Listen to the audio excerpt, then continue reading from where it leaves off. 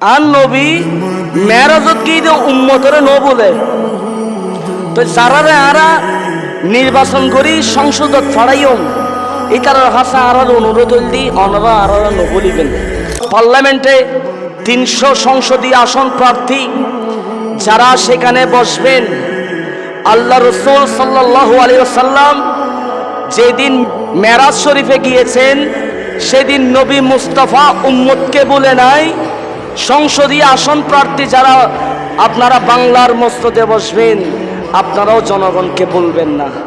আর নবী মেরাজত গিয়ে উম্মতের ন বলে তো যারা আরা নির্বাচন করি সংসদত ফাড়াইও এটার হাসা আড়াল অনুরোধ হইলি অনরা আড়াল ন বলিবেন বিচার কার্যকর হবে ইনসাফের ভিত্তিতে নেই ভিত্তিতে যার টাকার বান্ডিল বেশি তার পক্ষে যেন রায় না আসে।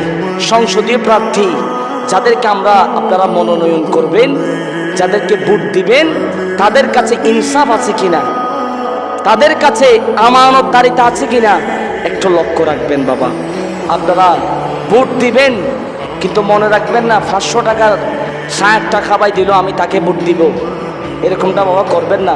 ভোট এটা আমানত এটা কাল কিয়ামতের ময়দানে জবাবদিহিতা করতে হবে সবাইকে যে আপনি ভালো মানুষকে ভোট দিয়েছেন না খারাপ মানুষকে ভোট দিয়েছেন।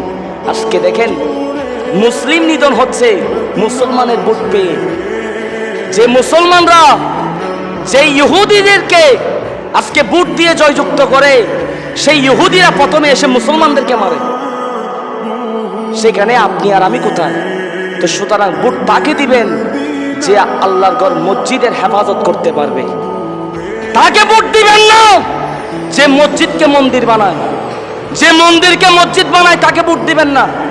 ধর্মের উপর যারা আঘাত করে, যারা কোরআনের বিরুদ্ধে, রাসূলের শানে আজমতের বিরুদ্ধে, সাহাবায়ে কেরামের বিরুদ্ধে, আউলিয়া কেরামের বিরুদ্ধে, দিন ধর্মের বিরুদ্ধে কথা বলে তাদেরকে আপনারা ভোট দিয়ে মনোনয়ন করবেন না, জয়যুক্ত করবেন না। এটা আপনাদের কাছে আমার আকুল আবেদন রইল ওঠা। সুতরাং সামনে নির্বাচন, সকলে যার যার জায়গা থেকে নিজেদের অবস্থান পরিষ্কার করুন। যাকে ভোট দিলে সংসদের মসনদে বসে অন্ততপক্ষে জীবন বিধান রাষ্ট্রের আইন যেন ইসলামিক শরিয়া মোতাবেক যেন প্রণয়ন হতে পারে, সেই সংসদের জায়গা হলো আইন পাশ করার জায়গা। তো আপনারা যদি উপযুক্ত মানুষকে সেই জায়গায় পৌঁছাতে না পারেন তাহলে ইসলামের আইন কোত্থেকে পাবেন? অন্ততপক্ষে ইসলামের যে বিধিবিধান, যে মানুষ দুই মুঠো ভাত শান্তিতে খেতে চায়,